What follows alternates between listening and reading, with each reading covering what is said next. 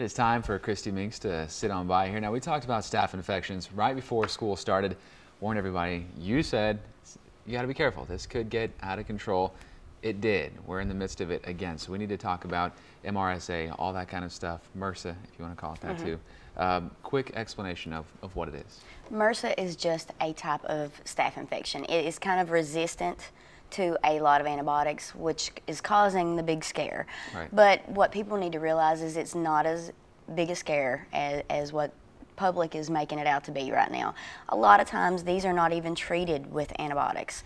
A lot of times you can drain the blister or whatever, keep the cut good and cleansed and bandaged, and it usually goes away on its own. But I'm not saying not to seek medical treatment for that, but it's usually not that big of a deal. It's a skin infection. You know, if it gets in your bloodstream, that's another story. Then you need to be, you know, more promptly treated and stuff. But there's no reason for everybody to start panicking and freaking out. It's just that this has been around for years. I've seen this for years. It's now all of a sudden just in the public eye, and people are thinking, "Oh my gosh, this is some kind of big epidemic," and it's not. It's just as common as it always was. People that are somewhat afraid of it, afraid of getting it also, what do they need to do to protect themselves? Okay, you know what I'm going to say first is to wash your hands. Wash your hands frequently, thoroughly, and keep them good and clean. Anytime you go to the bathroom, wash your hands. Anytime before you eat, wash your hands. That is your #1 way of resisting any kind of infection, let alone Mrsa. Practice the good hygiene. The second thing is if you do have any kind of skin trauma, any kind of cut, burn, whatever, make for sure that you keep it clean, dry, and bandaged.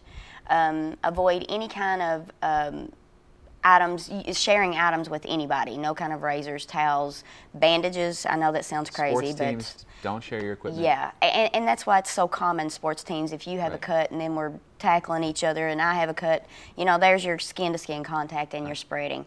And maintain a clean environment. Keep everything wiped down as good as you can. And it's usually not transmitted as much as like if you touch the table and I touch it behind you, but it is a good idea to kind of keep it clean surfaces. Well, Christy, thank you very much. Now, she says, just be cautious. Yes. Be clean. Yes. Don't worry too much. This is something that can be controlled. Yes. And it's not that big of an issue. And of course, school closings, that is up to the schools themselves. Yeah, there's really no reason for school closings, but there is a really good explanation on the Centers for Disease Control website. If you'll just go to www.cdc.gov, you can find anything you want to know about it. Thank you very much, Christy Minks. We'll be right back with more Mountain News this morning.